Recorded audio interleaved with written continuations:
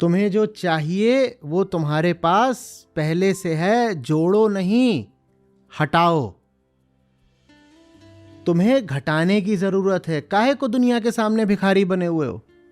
फलाना मंदिर है वो घने जंगलों के बीच है या बहुत बड़े पहाड़ के ऊपर है। हम कुछ घटा कुछ बढ़ा। धर्म के नाम पर बाकी आप जो कुछ भी होता देखें, जान लीजिएगा कि अधर्म है। सिर्फ आत्मज्ञान ही धर्म है। तुझे जब जानने की इतनी भूख रहती ही है बाबा, तो तू अपने आप को जान लेना कि देखो मैं क्या कर रहा हूं। मैं गया तो मैंने क्या सोचा, फिर मैंने क्या किया, मैं किस इरादे से चला था, मैं क्या करके आ गया, मैं बोलता क्या हूं, मैं करता क्या हूं, मैं छुपा क्या रहा हूं, मैं कहां डरा हुआ हूं, और जब मैं डर जाता हूं तो मैं अपने डर को जाहिर होने से कैसे बचाता हूं। देखो अभी मैं हंस रहा था, ये हंसी कितनी झूठी थी, खोखली थी। ये सब इसको जानना है। यही क्या कहलाता है? ये आत्मज्ञान है। और यही क्या है? धर्म है। नया आज भजन है। रैन दिवस पिए संग रहत हैं, मैं पापिन नहीं जाना। गाने वाला कहने वाला कौन है? मैं कौन है यहाँ पर? हाँ, तो मैं ही मैं है। यहाँ जिसको मैं कहा जा रहा है वो अहम ही है। पिए किसको कहा जा रहा है? आत्मा को। आत्मा को। किसी चीज की कमी, कोई तलाश, अनुभव तो सबको होती रही है हमेशा से।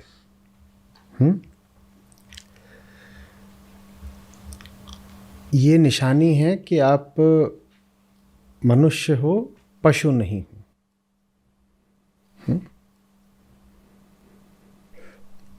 और बेहतर कह लीजिए कि ये निशानी है कि आप मनुष्य हो, पत्थर नहीं हो। पत्थर को तो कहीं बिल्कुल ही कोई कमी महसूस नहीं होती। जहाँ पड़ा है, जैसा पड़ा है, बिल्कुल ठीक है। पशु को कमी अगर अनुभव होती भी है तो बहुत तयशुदा तरीकों से, बहुत सीमित वस्तुओं की, वो भी पूर्व निर्धारित अवधि में ही। तो पशु को भी जिस कमी का एहसास होता है वो कमी बहुत सीमित है। पशु को भूख लगेगी तो क्या देगा कि चारा नहीं है, घास नहीं है, पत्ता जो भी उसे चाहिए वो नहीं है। गर्मी लगेगी तो वो छांव कहीं खोजेगा, ठंड लगेगी तो कुछ और करेगा। पशु को इससे अधिक कोई कमी महसूस नहीं होती है। जिसे कमी लगे वही मनुष्य है। तो अगर जीवन में किसी अपूर्णता का, खालीपन का, सूनेपन का एहसास होता है तो ये एहसास ही हमको दो श्रेणियों से तो ऊपर ले आ देता है। कौन सी दो श्रेणियां? पाषाण और पशु। ठीक, बधाई हो, बधाई हो, बधाई हो कि आपको दर्द होता है, तकलीफ होती है। कोई मरीज जब पड़ा होता है ना अस्पताल में, बेहोश, बिल्कुल सर पर चोट लगी है, तो डॉक्टर कई बार आते हैं और जो डीप टिश्यू होता है वहाँ तक उंगली घुसेड़ कर देखते हैं। और अगर मरीज़ थोड़ा सा कुनमुना उठता है, उसको दर्द होता है, तो डॉक्टर्स यही कहते हैं, बधाई हो, बधाई हो कि इसे दर्द का एहसास हो रहा है। अगर दर्द का एहसास बिल्कुल नहीं हो रहा है तो डॉक्टर कहते हैं ये डीप कोमा में चला गया। अगर आपकी बांह में अंदर तक उंगली डाली जाए और फिर भी आप उस पर कोई प्रतिक्रिया न दें तो ये बात बहुत चिंताजनक होती है। इसका अर्थ होता है कि पेशेंट डीप कोमा में चला गया है। तो आपको दर्द होता है सिर्फ इसी बात से हमने कहा कि आप दो बाधाएं चेतना की, दो तल चेतना के तो पार कर गए, पाषाण और पशु। पाषाण होते तो किसी कमी से कोई दर्द नहीं होता, पशु होते तो सब कुछ सुनिश्चित है कि कौन सी चीज़ की कमी लगेगी और वो कमी कैसे पूरी हो जाएगी, और एक बार वो कमी पूरी हो गई तो उसके बाद कोई पशु किसी चिंतन मनन, किसी दुविधा में एकदम आपको दिखाई नहीं देगा। घास मिल गई है बढ़िया, जुगाली चल रही है, अब उसको ये परवाह थोड़ी है कि जीवन क्या है, जन्म क्यों मिला, मैं कौन हूँ, मुझे जीना कैसे है, ये ब्रह्मांड कहाँ से आ गया, ये प्रकृति और समय की यात्रा जा किधर को रही है। पशु ये सब चिंतन नहीं करते। अगर बैठने को अच्छी जगह मिली हुई है, वहाँ कोई खतरा नहीं है, पेट भरा हुआ है, पशु को कोई कमी नहीं। जब कोई कमी नहीं तो कोई दर्द नहीं। पाषाण पशु फिर वो आ जाते हैं जिन्हें कमी का एहसास होता है, और ये लोग रहे हैं हमेशा से। इन लोगों को मनुष्य कहते हैं, पर इनमें भी दो श्रेणियां होती हैं। एक वो जिन्हें जब दुख सताता है तो वो ये मान लेते हैं, बहुत उनके पास कारण होते हैं, अज्ञान से लेकर स्वार्थ तक कारणों की कमी नहीं है। उन्हें जब कोई कमी लगती है तो वो तत्काल मान लेते हैं कि कमी का कारण बाहरी है, कुछ मिलना था बाहर से, वो मिला नहीं है, तो इसलिए हम हैरान परेशान हैं। तो बाहर खोजना शुरू कर देते हैं, मुझे जो चाहिए वो मुझे बाहर मिलेगा। समस्या भीतर है, समाधान खोजते हैं। समस्या भीतर है, समाधान खोजते हैं, और उनको मान्यता हमेशा यही रहती है कि बाहर का जो समाधान है वो आएगा, भीतर की समस्याग्रस्त स्थिति में जुड़ेगा और जो समस्या थी वो मिट जाएगी। माने वो कहते हैं कि समस्या ये है कि भीतर कुछ कम है, उस कमी में बाहर से ला करके कुछ जोड़ने की ज़रूरत है। ठीक, तो ये मनुष्य ही हैं, पर ये मनुष्यों की साधारण श्रेणी है। पाषाण पशु, साधारण मनुष्य।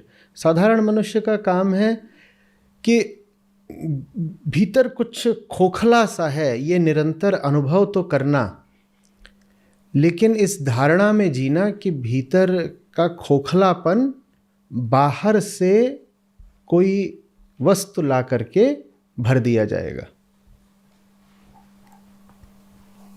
वो जिस वस्तु की तलाश है, कामना है, उसको आज पिया कह करके संबोधित किया जा रहा है। चूँकि अहम का जन्म प्रकृति से है, तो अहम को जानने वालों ने स्त्री लिंग से संबोधित किया है। और जैसा हम संसार में देखते हैं, और संतों के भजन सब संसारियों के लिए होते हैं,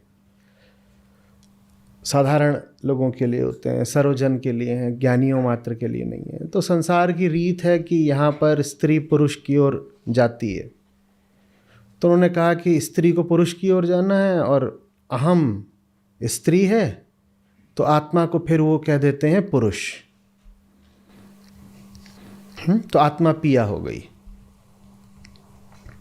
अब हम तो आत्मा को स्त्रीलिंग में करते हैं, पर यहाँ जैसे कहा गया है तो आत्मा पुरुष है।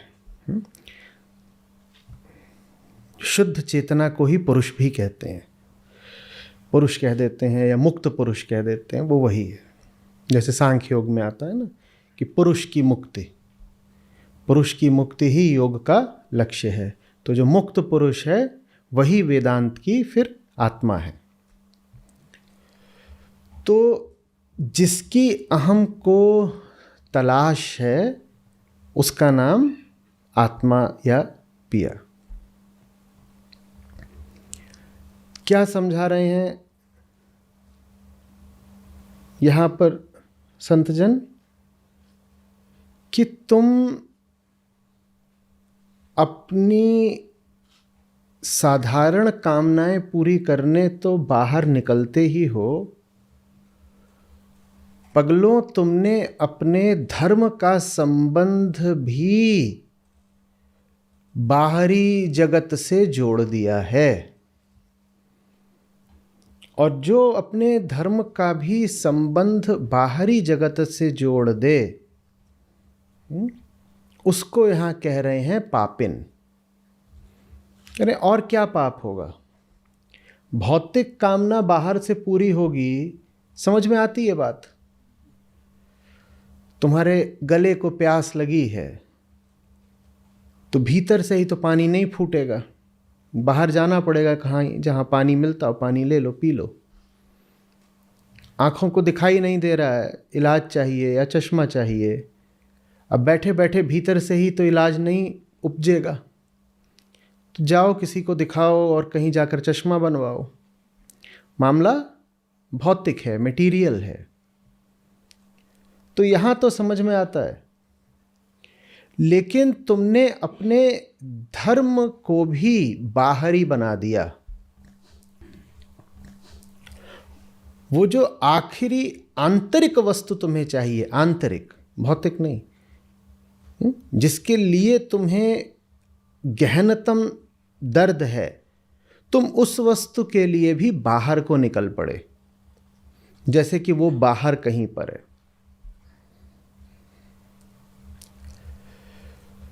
तो पूरी जो ज्ञान की परंपरा रही है, जो उपनिषदों से चली और फिर आगे बढ़ती ही गई, बुद्ध भी महावीर भी उसी परंपरा के अंग हैं। और जो संत परंपरा रही है पूरी, जो गुरु गोरखनाथ से चली और फिर बढ़ती ही गई, दोनों ने जो एक केंद्रीय बात कही है समझा समझा करके, और वो बात उन्होंने शताब्दियों तक कही, उसे आज भी कहे जाने की ज़रूरत है। बात अगर बहुत आसानी से ग्रहण कर लेने जैसी होती तो उन्हें ही शताब्दियों तक कहने की ज़रूरत नहीं पड़ती। वो बात यही है कि धर्म का संबंध बाहर की किसी वस्तु से मत रखो। उपनिषदों के श्लोक ले लीजिए और संतों के भजन ले लीजिए, आपको सैकड़ों श्लोक मिलेंगे और सैकड़ों भजन मिलेंगे जिनमें बार बार यही कहा जा रहा है कि वो जो सद वस्तु है जिसकी तुमको तलाश है, जिसको यहाँ भजन में आज क्या कहा जा रहा है, पिया, वेदांत उसको आत्मा बोल देते। वो जो आखिरी है परम जिसकी तुमको तलाश है, वो तुमको बाहर कहीं नहीं मिल सकता। लेकिन मनुष्य ने यही करा है, उसका सौभाग्य, कहते हैं ना मनुष्य योनि सर्वश्रेष्ठ होती है। वो सर्वश्रेष्ठ इसलिए होती है, वो सबसे ऊंची इसलिए मानी गई है क्योंकि मनुष्य को सबसे ज़्यादा दुख होता है। हमने कहा ना, जानवरों को एक सीमा के आगे कोई कमी महसूस होती ही नहीं है। मनुष्य सबसे ऊंचा इसीलिए है क्योंकि उसके भीतर सबसे ज़्यादा संवेदनशीलता है, वो दुख को सबसे ज़्यादा अनुभव कर सकता है। तो यहाँ तक तो ठीक है कि दुख को अनुभव कर सकता है, पर अपना दुख मिटाने के लिए वो बाहर की दिशा निकल पड़ता है। यहाँ गड़बड़ हो जाती है। तो इसलिए सारा ज्ञान, सारी भक्ति आपको यही बताते रहते हैं, बाहर को मत निकलो, वहाँ कुछ नहीं है। जब ऐसा हमें वो समझाते हैं तो हमारा पलटकर तर्क क्या आता है? हमारा तर्क ही आता है, एक बात बताओ, कोई कमी है ना? तो आप कहेंगे हाँ कमी तो है। कहेंगे कुछ जीवन में थोड़ा सा बेमेल, असंगत महसूस होता है ना? आप कहेंगे वो तो है ही। कहेंगे तुम्हें ठंड लग रही थी, तुम्हें शर्ट चाहिए थी, शर्ट कहाँ मिली? बाहर। तुम्हें भूख लग रही थी, तुम्हें भोजन चाहिए था, कहाँ मिला? तुम्हारा जन्म भी हुआ है तो माँ और बाप कहाँ रहते हैं दोनों? या माँ और बाप तुम्हारे अंदर है? तुम्हारा जन्म ही बाहर वालों से हुआ है। तुम्हें जो लोग जीवन में अच्छे भले आकर्षक लगते हैं, मित्र लोग हैं तुम्हारे, प्रेमी प्रेमिकाएं, वो भी तुम्हें कहाँ से मिले? बाहर से मिले। बोले जब तुम्हें सब चीज़ें बाहर से ही मिलती रही हैं, छोटी से लेके बड़ी तक, तो जो सबसे बड़ी चीज़ है वो बाहर नहीं मिलेगी, ये क्या तर्क हुआ? जब हर चीज़ खोजने हम बाहर ही गए तो वो जो आखिरी चीज़ है जिसकी कमी लग रही है वो भी बाहर ही कहीं मिलेगी। अब समझाने वाले इसके आगे बहुत कोशिश करते रहे बताने की कि नहीं, वो आखिरी चीज़ बाहर नहीं मिलेगी, क्योंकि आखिरी जो समस्या है वो ये नहीं है कि कोई कमी है जो बाहर से ला करके पूरी कर दी जानी है। आखिरी समस्या ये है कि कुछ अधिक है, और जब कुछ अधिक होता है तो उसमें बाहर से ला करके कुछ जोड़ोगे तो कम थोड़ा ही हो जाएगा, या हो जाएगा? ये नहीं समझ में आता। हमें लगता है कि हमारी जो तकलीफ है वो किसी कमी की वजह से है, और हमें उसका प्रमाण मिल जाता है ना। ठंड लग रही थी क्योंकि शर्ट की कमी थी। तो हमने ये पाया है कि दुख का कारण अधिकतर कोई कमी होती है, कि कमी थी तो दुख था। तो हम सोचते हैं कि जो भीतर हमें अस्तित्वगत दुख है वो भी इसीलिए है कि भीतर कोई। तो आगे की जो बात है वो बड़ी सीधी लगती है। हम कहते हैं शरीर पर कमी थी तो शर्ट पहन ली, बाहर से ले आए, जोड़ ली। वैसे ही यहाँ छाती में कोई कमी है तो ढूंढते हैं बाहर कुछ होगा, उसको ले आ करके जोड़ लेंगे तो कमी दूर हो जाएगी। और फिर धर्म का सारा क्षेत्र बहिर्गामी बन जाता है। यहाँ जाओ, ये देखो, वो ढूंढो, ऐसा करो, वैसा करो। क्यों हो जाता है? क्योंकि बस कहीं पर हमने एक विपरीत निशान लगा दिया है। जहां कुछ अधिक है वहां पर हमने धनात्मक निशान लगाने की जगह ऋणात्मक निशान लगा दिया है। आप लोग इसको खोज करके बताएंगे। आज का है, एक अमेरिकन स्पेस शटल था और वो अमेरिकन स्पेस एक्सप्लोरेशन के इतिहास में एक बड़ी त्रासदी मानी जाती है, क्योंकि उसकी लॉन्च का नेशनल टीवी पर लाइव टेलीकास्ट हो रहा था। आज से कुछ दशक पहले की बात है। तो उसको पूरा अमेरिका बैठ करके देख रहा था कि ये देखो अब ये यहाँ से लॉन्च होगा, जाएगा। राष्ट्रपति भी अमेरिका के उसको बैठ कर देख रहे थे, और कोई वजह नहीं थी कि वो लॉन्च असफल हो जाए। पर रॉकेट उठता है, उसके ऊपर पेलोड वगैरह सब था, सब अच्छा ही होना चाहिए था। वो उठता है, थोड़ी देर ऊपर जाता है और फिर क्रैश कर जाता है। तो लंबी चौड़ी जांच बैठी, हुआ क्या और क्या पता चला? उसके सॉफ्टवेयर में गलती से किसी ने एक प्लस को माइनस छोड़ दिया था, बस इतना हुआ था। जब कोई सिस्टम रहा होगा उसका, सब सिस्टम के अपने अलग अलग कोड होते हैं, तो किसी सिस्टम में कोई बहुत छोटी सी कोडिंग एरर हो गई थी, यही प्लस माइनस वाली, और वो पूरा लॉन्च ही फेल हो गया। और उसका अमेरिकन जो कलेक्टिव माइंड था उस पर बड़ा धक्का पड़ा कि ये क्या हो गया। फिर आगे चल करके कुछ नीतियां बदली, बड़े बदलाव आए, चीज़ें। तो वही हमारे साथ भीतर हुआ है। भीतर कुछ अधिक है, उसको हमने मान लिया है कि कुछ कम है। भीतर कुछ अधिक है, उसको हमने मान लिया है कुछ कम है। जो अधिक है वही हम हैं।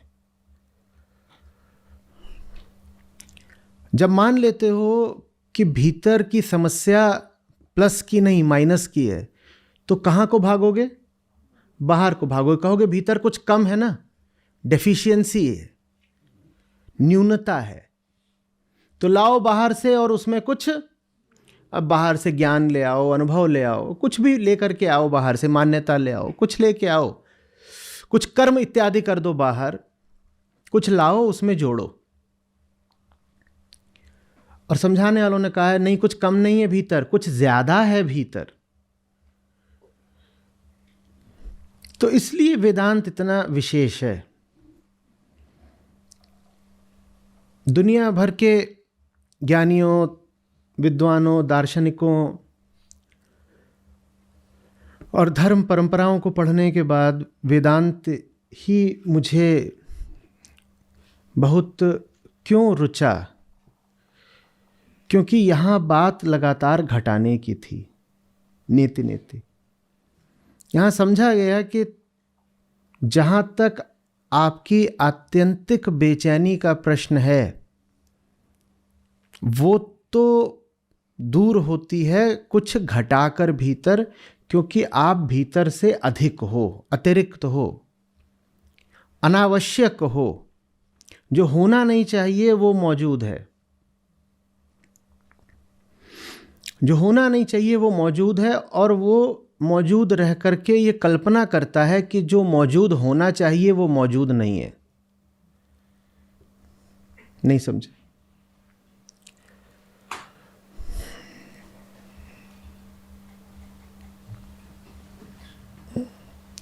ये सब चलेंगे ऐसे ही हैं।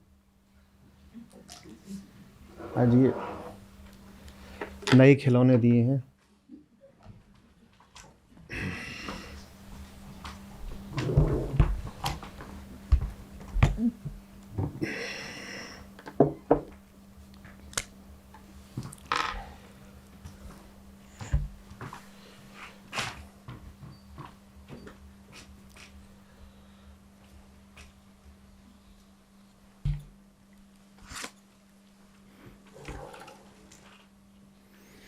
दिख रहा है?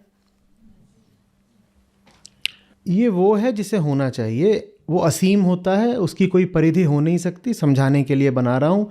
अब इसको आत्मा मत बना लेना कि आत्मा माने ऐसे एक गोलाकार अंडा, उसे आत्मा बोलते हैं।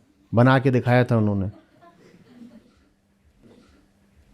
इमेजेस ओनली रिप्रेजेंटेशनल लिखा रहता है ना, डिस्क्लेमर। तो ये क्या है?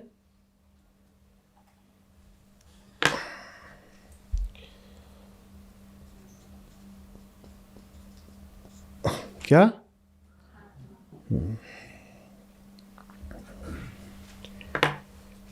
ये सब क्या है इधर? ये पूरा ये है क्या है? अहम। अब अहम है तो अहम जैसा होता है वैसा ही क्या खड़ा कर देता है? एक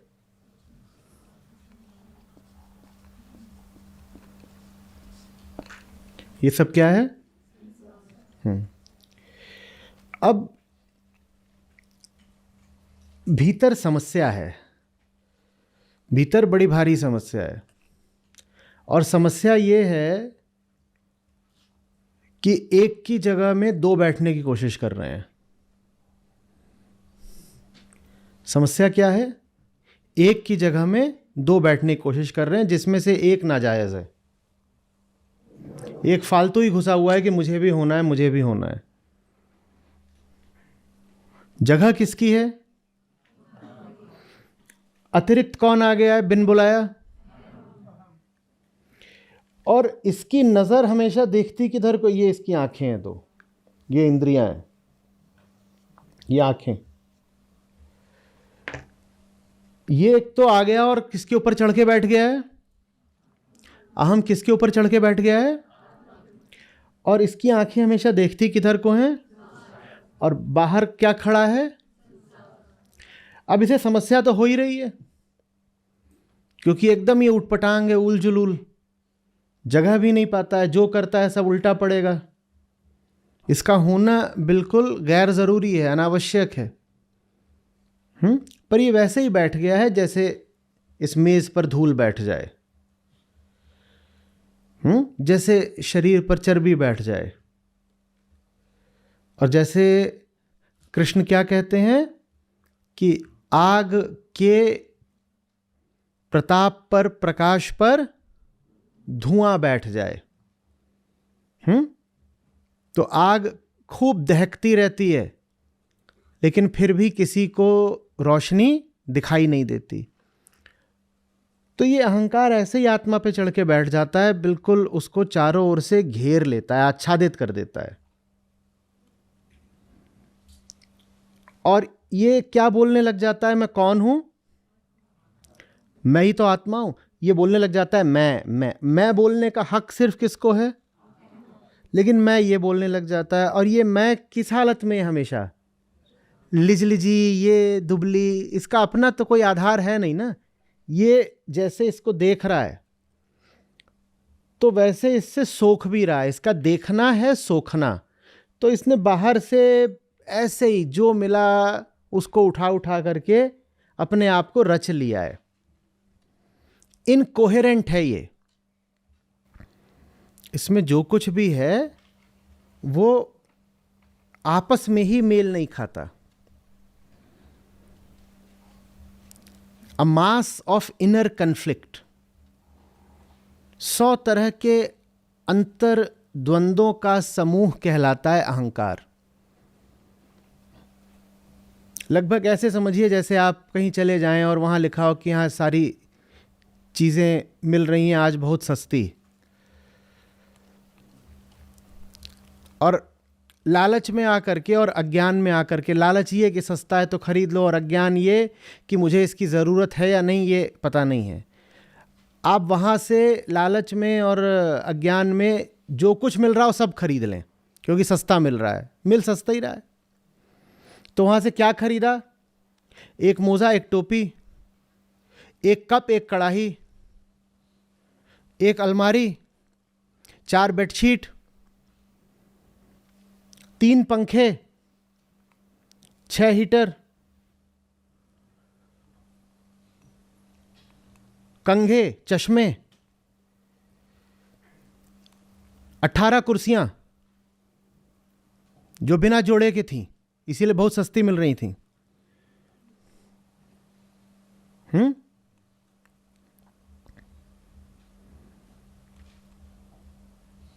गाड़ी के 5 टायर, सब अलग अलग आकार के, क्योंकि सब सस्ते मिल रहे थे। और ये सब आप ले आए और आपने अपने आप को भर दिया। अब ये जितना कुछ आप लेकर के आए हो, इसको फिट कहां करोगे? तो मामला हमेशा असंगत रह जाता। असंगत समझते हो? एक चीज दूसरी चीज से कभी होमोजीनियस नहीं हो पाती।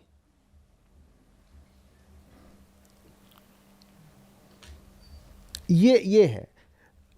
तो अहंकार की गाड़ी कैसे चलती है? वही जैसे सेल में सस्ते टायर मिले तो एक ले आए रोड रोलर का, एक स्कूटी का, एक एसयूवी का, एक साइकिल का, और ये 4 टायर लगा दिए अपनी गाड़ी में, और जो एक 5वां था उसको ड्राइवर बना दिया। और गाड़ी कैसे चलेगी? तो अहंकार की गाड़ी वैसे ही चलती है, अगर चलती है तो वैसे ही चलती है। तो ये परेशान रहता है। हम भी इसीलिए परेशान हैं क्योंकि हमारे पास जो कुछ है वो क्या है?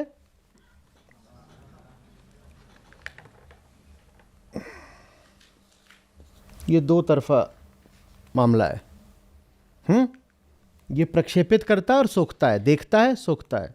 हमारे पास जो कुछ है वो सब फालतू है, सोखा हुआ है। क्यों सोखा हुआ है? क्योंकि इसको एक कमी अनुभव होती है, इसको कुछ गड़बड़ अनुभव होती है। वो कहता है गड़बड़ है तो ले आओ और ले आओ और ले आओ। गड़बड़ ये नहीं है कि तुम्हारे पास यहाँ से जो मिलना था वो कम रह गया। गड़बड़ ये है कि इधर कुछ ज्यादा हो गया। प्लस माइनस की गड़बड़ है। समझ में आ रही है बात? ये प्लस माइनस की गड़बड़ है। तो जीवन भर अहंकार क्या करता जाता है? अपने आप में कुछ जोड़ता जाता है, और जितना जोड़ेगा जोड़ने की ललक उतनी बढ़ेगी, क्योंकि जोड़ने से क्या बढ़ेगी? ये अपने आप में जितना भरेगा इसका क्या होगा? ये जितना जोड़ेगा ये और ज्यादा परेशान होता जाएगा, और जितना परेशान होगा उतना इसकी जोड़ने की हवस और बढ़ेगी, और फिर जितना जोड़ेगा और परेशान होगा। जब और परेशान होगा तो और जोड़ेगा, और धीरे धीरे करके जैसे जैसे उम्र बढ़ती जाएगी ये क्या होता जाएगा? कैंसर की तरह फैलता जाएगा, फैलता जाएगा, और दूसरे लोगों में भी फैलाएगा। मेटास्टेसिस होता है ना कैंसर का, एक जगह होता है वहां से हर जगह फैल जाता है। अहंकार ऐसा ही होता है, एक जगह होता है और दूसरे लोगों में फैल जाता है, और इसका काम है बढ़ना। कैंसर कभी खुद घटता है? वो सिर्फ एक दिशा में जाता है। क्या दिशा? बढ़ना है, बढ़ना है, बढ़ना है। वैसे ही अहंकार भी जितना परेशान होगा उतना बढ़ेगा, जितना दुखी होगा, जितना कष्ट पाएगा उतना बढ़ेगा। तो ये तो बड़ी गड़बड़ बात हो गई ना। ये समझ में आ रही है बात?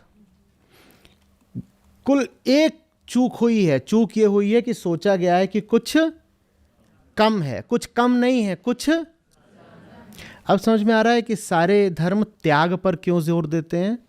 त्याग कोई नैतिक मूल्य नहीं है, त्याग के पीछे एक ठोस तर्क होता है। तुम ज्यादा हो, कम हो जाओ, रिड्यूस। तुम ज्यादा हो, कम हो जाओ, और ये ज्यादा होना ही तुम्हारी परेशानी है। कम हो जाओ।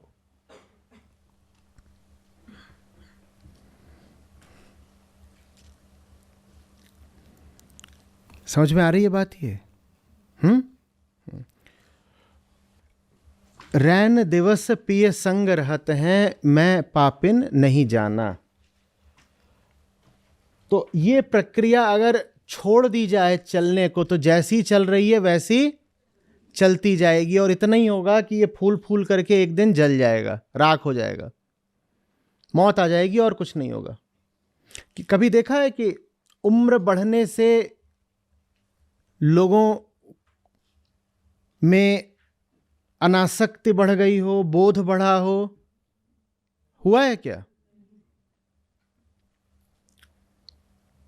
समाज में जब खोजे जाते हैं HNIs, हाई नेटवर्थ इंडिविजुअल्स, तो कहाँ मिलते हैं? 30 से कम साल उम्र वालों में, या कहाँ मिलते हैं? कहीं HNIs की गैदरिंग हो रही हो, आप वहाँ जाएं तो वहाँ पे आपको लोग किस उम्र के मिलेंगे ज़्यादा? हाँ, अधेड़, प्रौढ़, कम से कम 40, और ज़्यादा संभावना है कि 55 पार के। 75 वाले मिलेंगे, 85 वाले भी मिल जाएंगे, हाई नेटवर्थ इंडिविजुअल्स। ऐसा थोड़ी होता है कि उम्र बढ़ती है तो ये सिकुड़ता है, उम्र बढ़ती है तो ये और बढ़ता है और बढ़ता है और बढ़ता है। ज्यादातर लोगों के पास सबसे ज्यादा पैसा उनकी प्रौढ़ावस्था में ही तो होता है। 60-70 के जब होते हैं तब सबसे ज्यादा छलछला रहे होते हैं, खासतौर पे जो लोग व्यापार में होते हैं। समझ रहे हो बात को? तो ये बढ़ेगा बढ़ेगा, 60-70 में एकदम फूल करके जबरदस्त गुब्बारा, और फिर पुप, खेल खत्म, पैसा हजम, घर जाओ बच्चा लोग, मर गया। क्या हुआ? जिंदगी भर दुख पाया, क्लेश किया, कष्ट में रहा, और फिर कुल कहानी कैसी लगी? जिंदगी भर क्या किया? फूला। फूला क्यों? क्योंकि भूला। बहुत जबरदस्त सूत्र है ये, जो भूला सो फूला। तो तुम भूले हो कि नहीं भूले हो पता लगाना हो तो ये देख लेना कि कितने फूले हो। फूलने का मतलब होता है संग्रहण, परिग्रहण। कितना इकट्ठा करते हो इससे ही पता चल जाएगा कि कितना भूले बैठे हो। आत्म अज्ञान जितना सघन होगा, परिग्रहण उतना अधिक होगा, संचय भाव उतना ज्यादा होगा, त्याग और दान बहुत मुश्किल होते जाएंगे, अहंकार जितना घना होगा।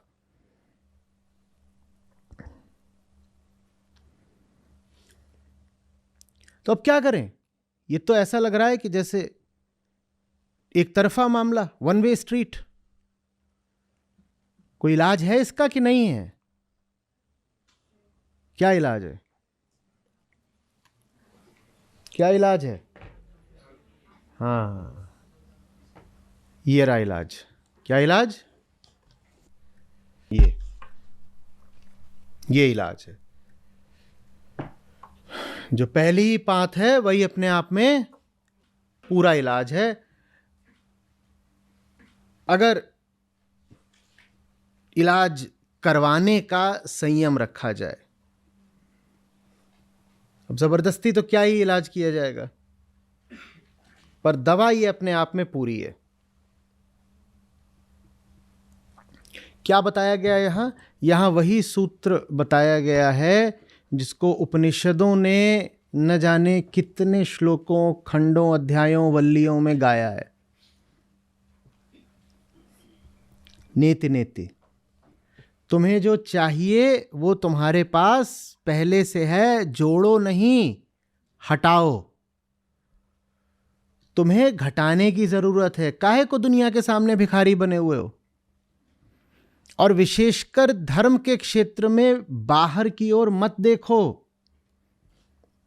ये तुमने जितनी चीजें धर्म के नाम पर खड़ी कर ली हैं, इनसे तुमको शांति मुक्ति नहीं मिलेगी। तो इसलिए फिर वो गाते हैं ना, गंगा गयो ते मुक्ति नाही, 100 गोते खाइए। नहीं होगा, क्योंकि जब आप ये सब कर रहे हो तो आप फिर किधर को जा रहे हो? बाहर को जा रहे हो। कहते हैं काबा काशी जाके नहीं होगा, क्योंकि किधर को जा रहे हो? और बाहर जाओगे तो क्या करोगे? अगर बाहर जाते हो तो तुरंत क्या होता है? और जोड़ के और मोटे हो जाते हो। बाहर जाने का मतलब और फूलोगे। बाहर की दिशा जो कुछ भी करोगे तुम्हें और फुलाएगा। हो गए और मोटे हो गए। तो इलाज है, जब कोई गाता है कि रैन दिवस पिय संग रहत है, भाई मेरे ये तुम्हारी आंखें बाहर की ओर देख रही हैं, थोड़ा सा बाहर के पट बंद कर भीतर के पट खोल और दिखाई देगा कि जो तुम्हें चाहिए वो इधर है ही नहीं।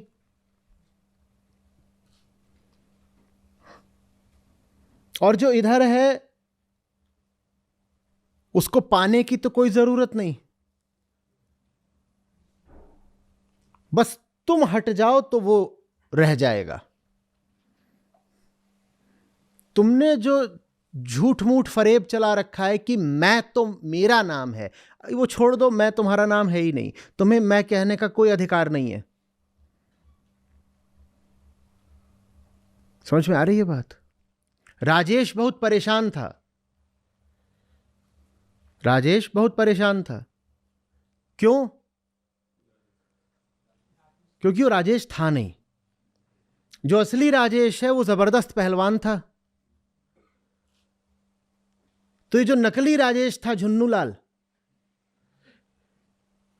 इसके पीछे भी संसार पड़ा रहता था कि भाई जी थोड़ा आइएगा, पहलवानी दिखाइएगा, बगल के 3 गुंडे परेशान करते हैं, पटकी लगाइएगा। अब झुन्नूलाल राजेश तो है नहीं, लेकिन राजेश बन के घूम रहा है। तो लोग ले गए कि जाओ और बगल के गुंडों से भिड़ो। तो झुन्नूलाल का क्या हुआ? और झुन्नूलाल पिटे। अब झुन्नूलाल जहां जा रहे हैं पिट रहे हैं, क्योंकि उन्होंने एक बहुत बड़े पहलवान का नाम पकड़ लिया है। अहम ने आत्मा का नाम पकड़ लिया है। तुम उसका नाम ओढ़ करके बैठ गए हो जिसका नाम पकड़ने की तुम्हारी न सामर्थ्य न अधिकार। मैं बहुत बड़ी बात है, मैं कहना अहम के हक के बाहर है। झुन्नूलाल अपने आप को क्या बोल रहे? राजेश। अब राजेश का कद भी 6.5 फीट का था, झुन्नूलाल 5'2".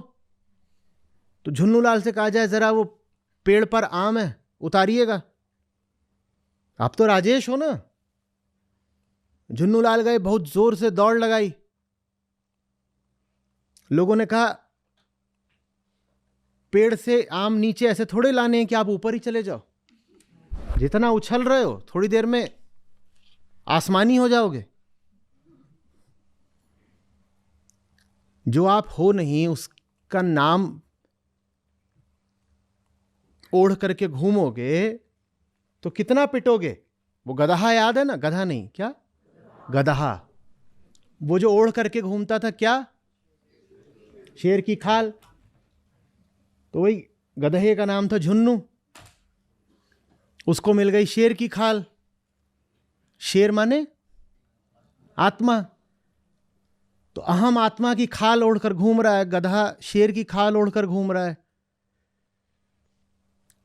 तो चला गया कहीं पर अब खेत वेत में, तो सब डर के भाग गए, शेर आया शेर आया। बहुत खुश हुआ झुन्नू, मतलब देखा ये सब, मुझे तो पहले ही पता था कि मैं कौन हूं। ये दुनिया ही मुझे नहीं पहचानती थी। आज जरा नई शर्ट डाल दिए तो लोग इंप्रेस हो रहे हैं।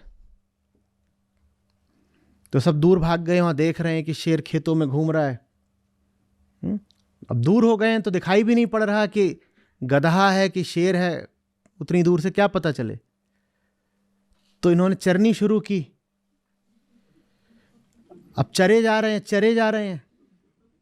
तो लोगों को थोड़ा शक हुआ, बोले अगर ये सचमुच शेर है तो चर क्यों रहा है। पर डरे हुए थे तो बोले नहीं, चर नहीं रहा होगा, वहां घास के बीच में कोई जानवर पड़ा होगा, वो जानवर खा रहा है। तो बच गए किसी तरह झुन्नू गधालाल। तो चरते गए और चरते गए, इतना चर लिए कि एकदम आनंदित हो गए, गदगद। और जब गदगद हो गए तो मुंह आसमान की ओर करके क्या किया, चू। इतना पिटे कि शेर की तो छोड़ दो, इनकी अपनी खाल भी फट गई। यही अहम का हाल है। वो शेर बन के घूम रहा और है क्या, गधा। झुन्नूलाल राजेश बन के घूम रहा है, अहम आत्मा बन के घूम रहा है, गदहवा शेर बन के घूम रहा है। पिटेगा, हर जगह पिटेगा। समझ में आ रही है बात? हटना है लक्ष्य, पाना नहीं। कि कोई पूछे कि अच्छा क्या कर रहे हो भाई, धर्म कैसे निभा रहे हो, तो बोले देखो अभी हमने पिछले 2 सालों में 18 विशेष तीर्थों की यात्रा करी है। इससे तुम हट गए, इससे तुम में कुछ कम हुआ, इससे जो सूजन थी वो मिटी क्या, और बढ़ गई ना। तुम्हारे पास अब अपनी यात्रा का और वृतांतों का और अनुभवों का एक नया खजाना आ गया, वो सबको सुनाते हो और उन पर छाते हो। कुछ कम हुआ क्या? और कोई पूछता है कि कौन से मंदिर हो के आए, तो कहते हो अति विशाल जो भव्य मंदिर था, और उसके सामने हम ऐसे तन के खड़े हो गए थे कि ये देखो क्या गौरवपूर्ण मंदिर है। विशाल माने क्या? विशाल माने बहुत बड़ा। वैसे ही बहुत बड़ा जैसे कि बहुत बड़ी कोठियां होती हैं, बहुत बड़े ऑफिसेज होते हैं, बहुत बड़ी शॉपिंग मॉल्स होती हैं, और उनमें भी आप इसीलिए प्रभावित हो जाते हो क्योंकि वो बहुत बड़े हैं, बहुत सारी ईंट है, बहुत सारा सीमेंट है, बहुत सारा पत्थर लगा हुआ है वहां पर। कुछ कम हुआ है, कुछ और बढ़ गया? बढ़ गया ना, बढ़ गया ना।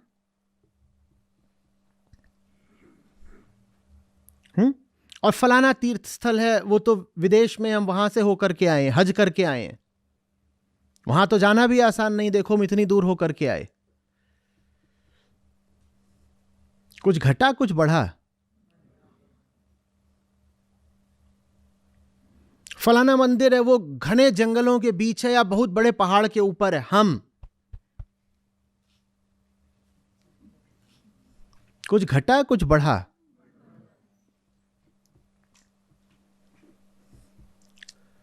खेल नेति नेति का है, खेल कुछ कम करने का है, हम बढ़ाते जाते हैं, बढ़ाते जाते हैं। इसलिए कहा करता हूं कि आत्मज्ञान के अलावा धर्म कुछ नहीं होता। धर्म के नाम पर बाकी आप जो कुछ भी होता देखें, जान लीजिएगा कि अधर्म है। सिर्फ आत्मज्ञान ही धर्म है। बाकी सब या तो उसको अज्ञान बोल लीजिए, अगर थोड़ी कोमलता से बात करनी है, और अगर दो टूक बात करनी है तो सीधे बोलिए फरेब है।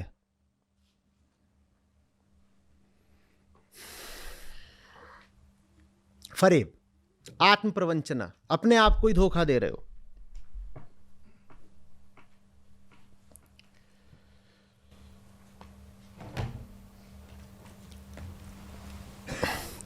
इसको जानना है, किसको?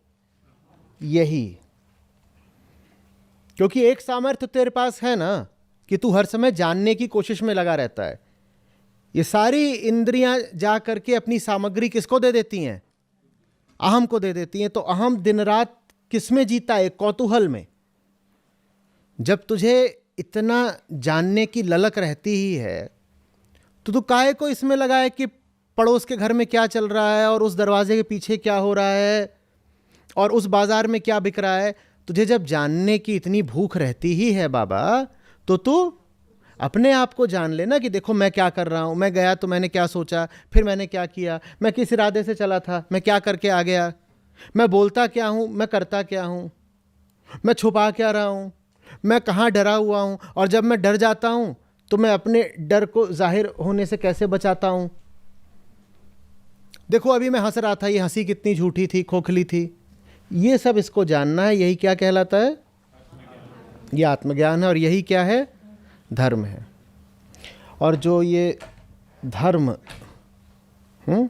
से बिल्कुल बचता रहे, इस धर्म से, उसको ही संत कबीर आज कह रहे हैं पापी।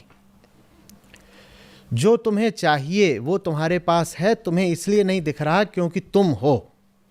तुम्हारे होते तुम्हें कैसे दिखेगा?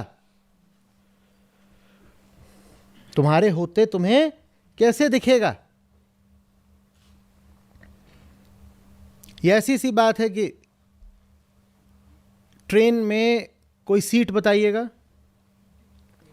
ट्रेन में 21 नंबर की सीट जो थी वो थी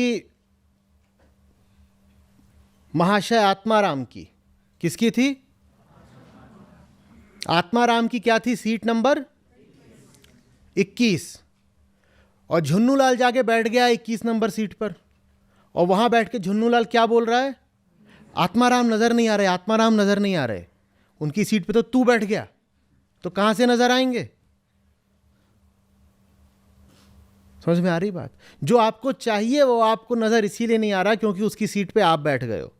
आप हटोगे वो आ जाएगा। सोचो मत इतना। ये देखो कि सोच कहां से आ रही है। सोचोगे तो विषय कहीं बाहर वगैरह का ही होगा। देखो कि सारी सोच अहम से ही आ रही है। देखो कि हर विचार के केंद्र में झूठा मैं ही बैठा हुआ है। विचार ऐसा ही होता है जैसे कोई पशु खूंटे से बंधा हुआ हो और यात्रा पर निकल पड़ा हो। वो कितना भी चल ले, खूंटे से कितनी दूर चला जाएगा? चल बहुत सकता है, विचार भी खूब चलता है ना, तो वैसे ही वो पशु खूब चल सकता है, पर खूंटे से कितनी दूर चला जाएगा? नहीं जा सकता। वैसे ही विचार मैं से दूर जाता ही नहीं, जा सकता ही नहीं। विचार के केंद्र में मैं बैठा होता है। जिस चीज की शुरुआत ही झूठ से है, वो चीज सच तक चली कैसे जाएगी?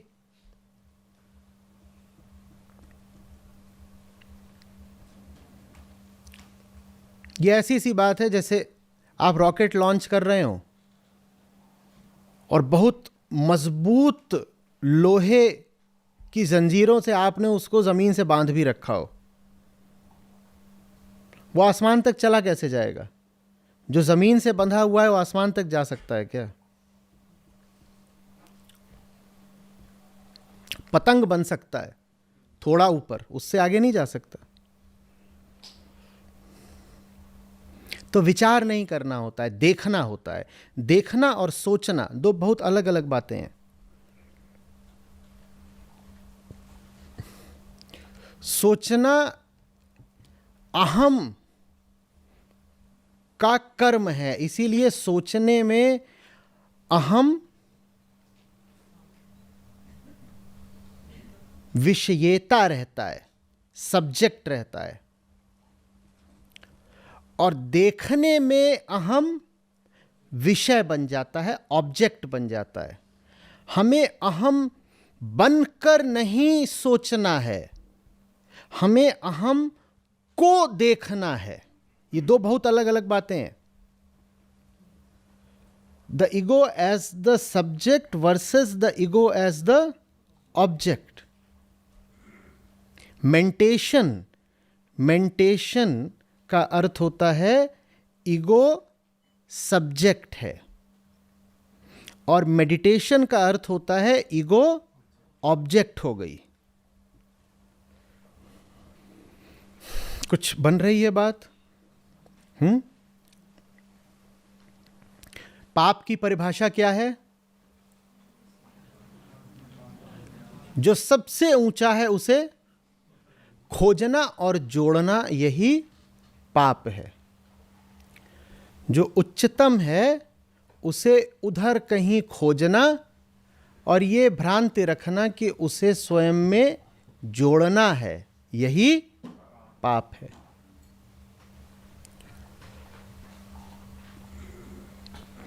स्पष्ट हो रहा है?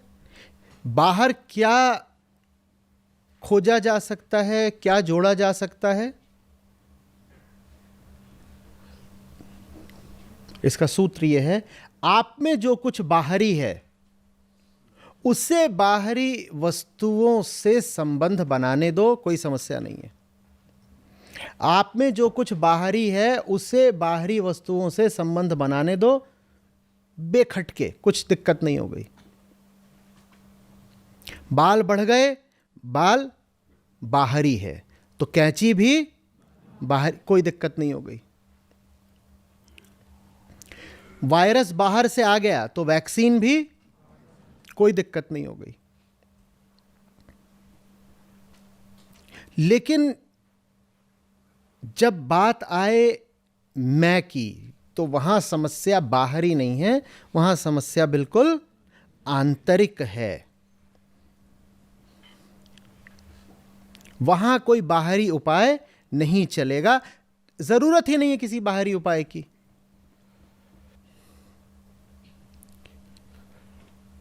आप अपने सर पे 10 ऐसी ईंटें लेकर के चल रहे हैं जिनको लेकर चलने की कोई जरूरत नहीं, ठीक? उनको हटाने के लिए कोई बाहरी उपाय चाहिए। ईंटें जोड़ने के लिए तो बाहरी सामग्री चाहिए। ईंटें जोड़नी है तो ईंटों की दुकान पे जाओ या कहीं से उठाओ या कुछ करो। जुड़ती तो बाहर से हैं, पर छोड़ना कैसे होता है? छोड़ा कैसे जाता है? छोड़ दो। बस ये जानना पड़ता है कि ये चीज व्यर्थ है, छोड़ दो। अब उसमें बाहरी उपाय क्या लगाओगे छोड़ने के लिए? जो व्यर्थ पकड़ रखा है बाहर से, उसे छोड़ने के लिए कोई बाहरी उपाय चाहिए क्या? बस छोड़ दो। कैसे छूटता है? ये जान करके कि ये व्यर्थ है। अपने आप छूट जाता है। जानना पर्याप्त है। इसको मैंने कभी कहा था, the diagnosis is the treatment. जानना पर्याप्त है। जिसने जान लिया बीमारी को, उसकी बीमारी ठीक हो गई। उसके बाद कोई इलाज चाहिए ही नहीं। दिवस पिया संग रहत है, मैं पापिन नहीं जाना। रैन दिवस पिया संग रहत है, मैं पापिन नहीं जाना। रैन दिवस पिया संग रहत है, मैं पापिन नहीं जाना।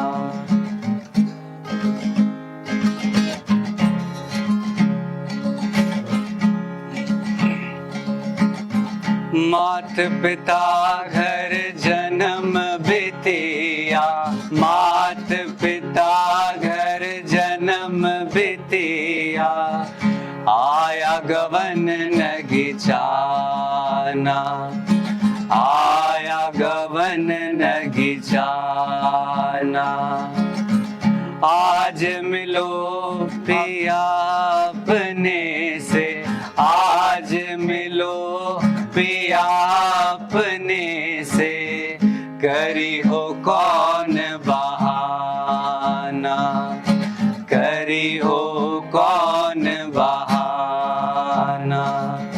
रैन दिवस पिया संग रहत है, रैन दिवस पिया संग रहत है, मैं पापिन नहीं जाना, मैं पापिन नहीं जाना। मानुष जन्म तो व्यर्था कोवे, मानुष जन्म तो व्यर्था कोवे। राम नाम नहीं जाना, राम नाम नहीं जाना। हे सखी मेरो तन मन कापे, हे सखी मेरो तन मन कापे। सोई शब्द सुनि काना, सोई शब्द सुनि काना। रैन दिवस पिया संग रहत है, रैन दिवस पिया संग रहत है, मैं पापिन नहीं जाना, मैं पापिन नहीं जाना। रोम रोम जाके परकाशा, रोम रोम जाके परकाशा। ताको निर्मल ज्ञाना, ताको निर्मल ज्ञाना। कहे कबीर सुनो भाई साधो, कहे कबीर सुनो भाई साधो। करो स्थिर मन ध्याना, करो स्थिर मन ध्याना। रैन दिवस पिया संग रहत है, रैन दिवस पिया संग रहत है, मैं पापिन नहीं जाना, मैं पापिन नहीं जाना।